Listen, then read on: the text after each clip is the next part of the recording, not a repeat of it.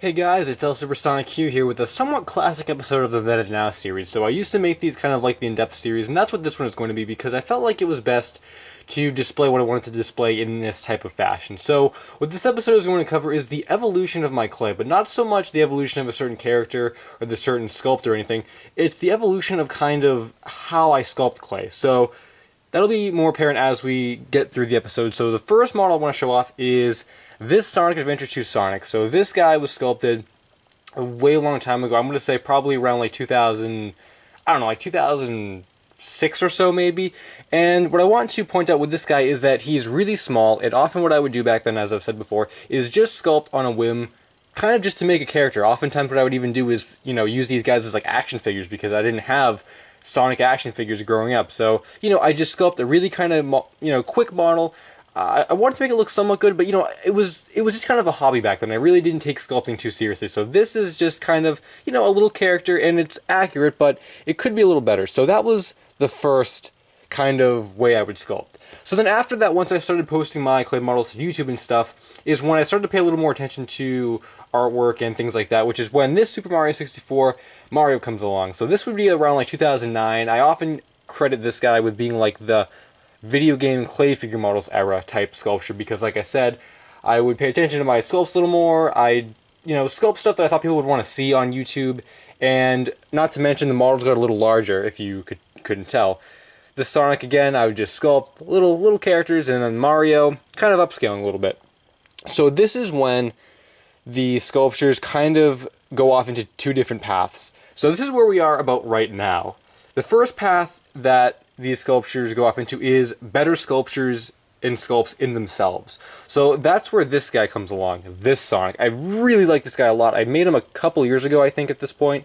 And if you guys can't tell, especially from looking at, that Sonic and this Mario over here, this guy I paid a lot of detail to, a lot of attention to the artwork, really trying to make it look, as great as I can, as large as I could.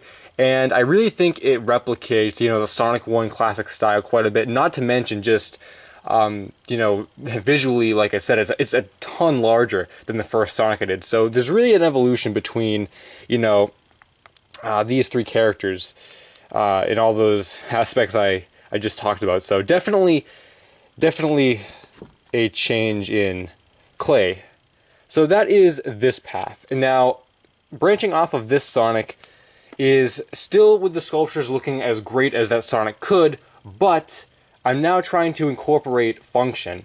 So this Luigi is supposed to have a flashlight, and if you watch Video Game Clay Figure Models 11, he does, but I just actually needed a flashlight, so I had to borrow Luigi's. But this is Luigi's Mansion Luigi, and what you're supposed to do is, in the game he has a light. So I made him with a light, and you could turn the light on, and it's like he's shining the light. And this guy was also supposed to be put on to like a digital clock to represent the beta clock element from the game, but I still have yet to find a clock. But anyway, so now I'm trying to combine sculpture with function, like I said, alarm clock and light. So that's kind of where the sculptures are currently, like, in the evolution chain. So now, from this Mario branches off another different chain, and it's kind of related to this Sonic, but it's a different thing. So instead of doing just standard simple sculptures, a couple of years ago, I started doing these poseable ones. This is Fox from Super Smash Bros. Melee. And I pretty much made a wire armature and sculpted around it, so now he can pose, and he's not just a stationary model like this. So he is pretty small, and this was really the first successful attempt I had at this. So, of course, I've done a couple more since then, and I'm starting to, kind of do some bigger things with this type of idea. But this is the other kind of area that my sculptures are going into. So instead of just the standard like statue type things, it's more like an action figure type thing now.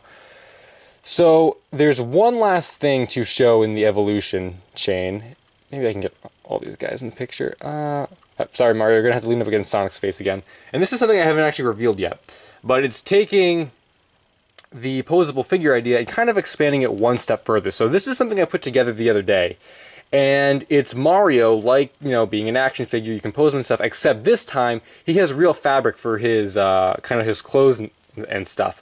I just thought it was a really cool idea, like, there are real figures and stuff, real, really cool figures like the Real Action Heroes Link from Metacom toy that has, you know, the real fabric clothing and stuff, and I thought it was a really cool idea, so I wanted to try my own hand at doing that, and I think for the most part, it worked out pretty well. I would do a lot of things differently with this model. The joints aren't that great, they really don't hold very well.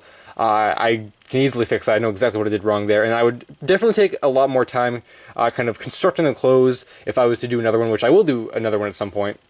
I don't know if it'll be Mario, but I would like to do maybe Luigi to go with the Mario. But this is essentially where the posable action figure line is going now, is that I'm trying to, you know, make the display characters, but give them a little bit more, I guess, realistic qualities, as well as kind of, you know, just make them different than anything I've been doing so far. So, he doesn't actually stand up very well. He did stand up at a time. Ooh, he's gonna stand up. Alright, so now we gotta put Sonic over here, and then Mario, you gotta stand up. You gotta stand up for me, Mario. Alright, I'll put him kind of like that. Come on, Mario. Alright. So, this is pretty much the evolution of my clay. We went from small little minifigures with Sonic to the larger regular sculpts with Mario. It branched off twice into statues and action figures, and now we have statues with function and action figures with more realistic qualities and a larger sculpt as well. I didn't really point that out, but yeah, he's a lot larger than Fox. So that is pretty much the evolution of my clay sculptures and kind of the direction I'm headed. So thanks for watching, guys. Hope you enjoyed this video. I'm LSuperSonicQ. Until the next one, Finn.